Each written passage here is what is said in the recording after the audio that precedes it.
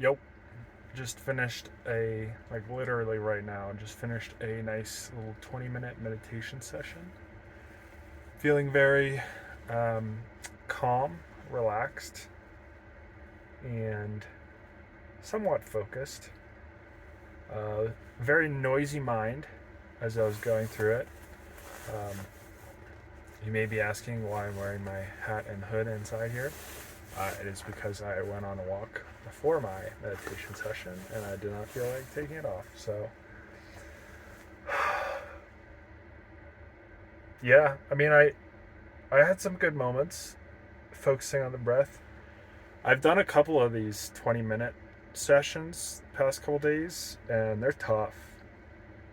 It's like you get past you get past like around 13 minutes, 12, 13 minutes, just like based on feeling, and it's like the thoughts come rolling in. So I was thinking of what I wanted to talk about in this daily V. I was thinking I would kind of see what kind of thoughts come up, um, talking about my newsletter structure. Now, what kind of context do I want to give to this?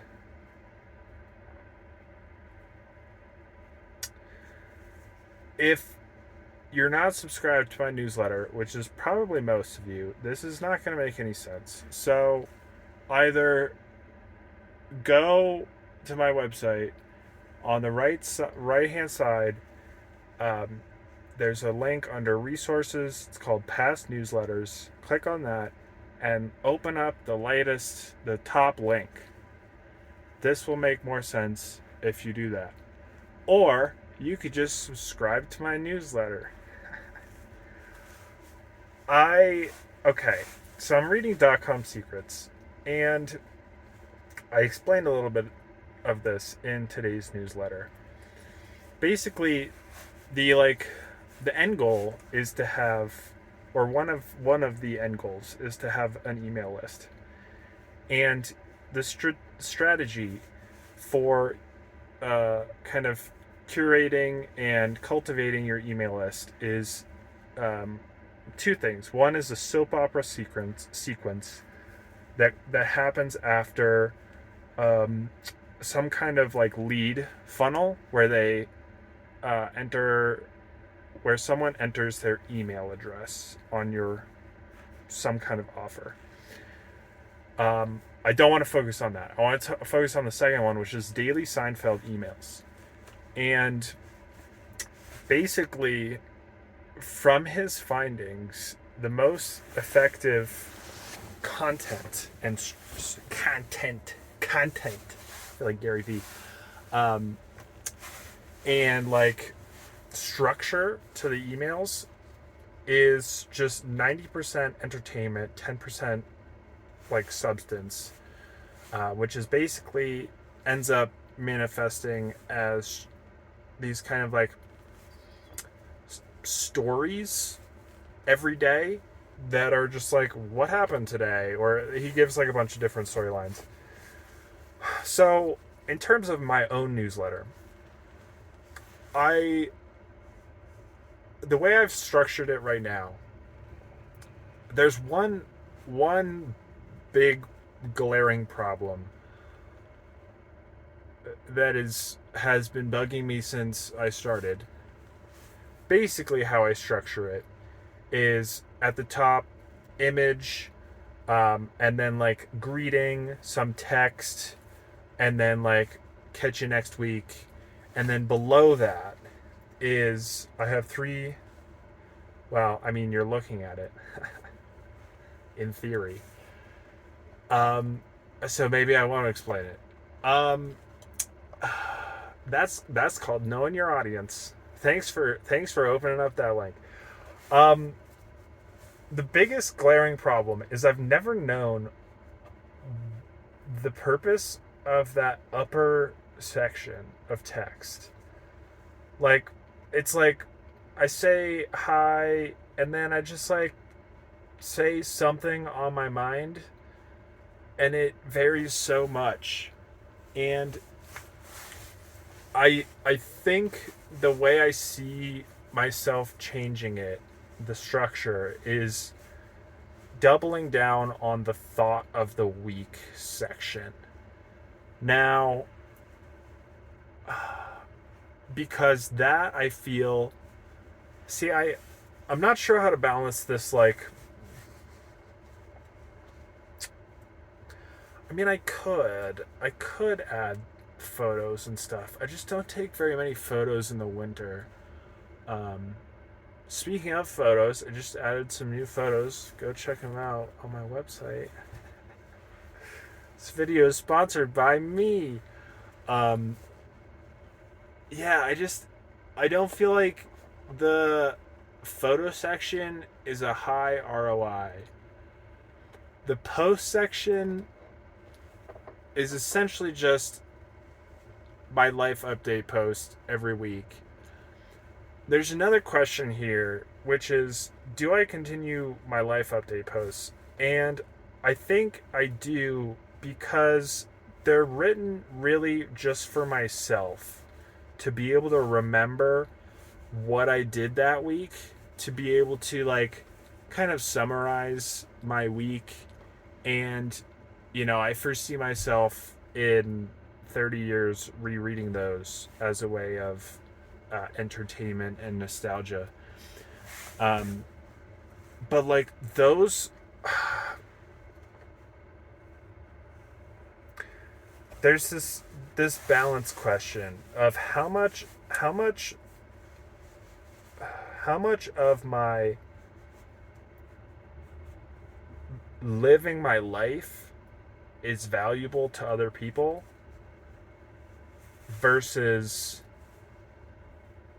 like strategic, hey, I just learned something, this might help you, or like, oh, I journaled about this and I'm making this change, or I'm thinking about, this changed my perspective, versus like, I went skiing today. It's like, that's not like, see, this brings me back to something I've heard Gary V say, which is like this question of, I guess as an example, you could say like somebody asks, I have a YouTube channel, like I have like a million different interests. Should I limit my YouTube channel to just, for example, like self-improvement content? Or like, I also like to ride my bike, or like, I it's like, do I post bike content on my YouTube channel? And the advice that I've heard him say is you should, because like, I mean, look at what he posts, like garage sale content, and he was explaining how like the more like, I hate this term, well-rounded you are, the more like parts of your life you expose. I guess that's a weird way to say it. The more like kind of feelers you put out, the more opportunities you have to connect with people based on different interests. So like he was saying how he has fans that follow him solely because he's a Jets fan. He has people that follow him solely because of his garage sale content. And so it's like, how much fluff, I guess you could say, would be useful in these newsletters versus how much like just like straight, I mean, besides maybe it's not straight value, because what Russell Brunson says is maybe it, see, but he ties it everything back to, he says that every single daily Seinfeld email needs to tie back to some offer. And that can be like, if you have multiple offers, it can be whatever like you're currently working on or whatever. But I don't know. So I envision. See, the other day, I was funnel hacking Hamza, and I felt like a web hacker. I looked at his sitemap of his. No one's gonna know what a sitemap is. Basically, on your website, you have this file. We'll call it. You have a page that it's not useful to any users, but the purpose is basically to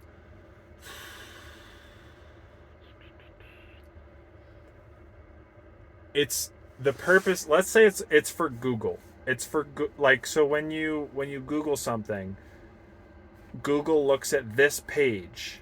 The algorithm looks at this sitemap, and it says, okay, your page, your website structure looks like this. Anyway, that's a tangent. He follows Russell Brunson's advice, and I can't tell how much of this is just not wanting to change, feelings of not wanting to change. Yeah, I'm not sure I got anywhere on this video. 11 minutes, 12 minutes. What the? Are you still watching this? Why are you watching this? Yeah, so anyway, to summarize, how can I summarize this? I feel like my newsletter's it's gonna transform into the thought from the week, but more often, and basically what Russell Brunson is saying. It's like daily Seinfeld, just like what something entertaining happened today, and like I can tell a story about it. See, but I don't have any direct offers yet. But that doesn't necessarily mean I can't do this. The question then becomes, are the photos and the posts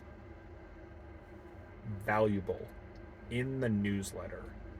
Maybe if I do the newsletter more often, then those things could just come up whenever they come up during the week.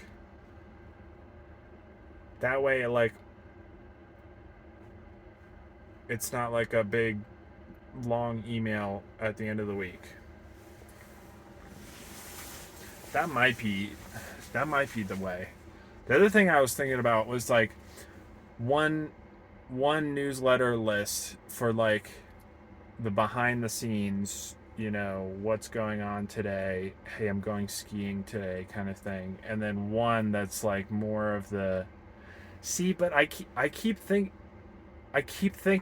I'm supposed to be like writing emails about how to do this and how to do, and like value content, but that's literally not what he says to do.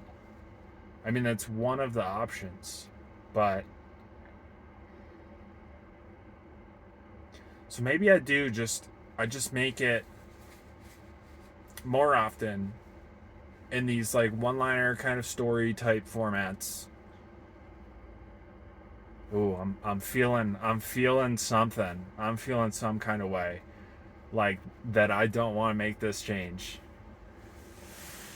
It's not even that like I don't want to make the change. It's that I feel like the people that are on my newsletter won't like it.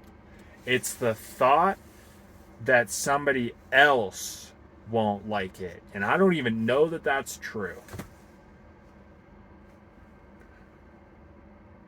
And maybe 20% of the people don't like it, but 80% of the people do, and it grows. So how about that situation? Anyway, I thought this was a helpful video after the summary section. Today is December 4th. 2022. We're in Frisco. Past 2 days were nice little work sessions at the Rocky Mountain Coffee Roasters. We're like behind it over there. We're next to the Visitor Information Center. So if you're here right now, if you're a time traveler and you can watch this video when it posts tomorrow and you're here, come say hi. I'll be here making dinner. And then probably gonna go to do I tell you where I'm going tomorrow? I don't know. Probably gonna go skiing at some obscure location tomorrow that is southwest of here. Only the real people know the secret ski location that is southwest of Frisco. Anyway, we're gonna wrap it here. Hope you enjoyed. Go subscribe to my newsletter. And don't expect it to look anything like that. Bye.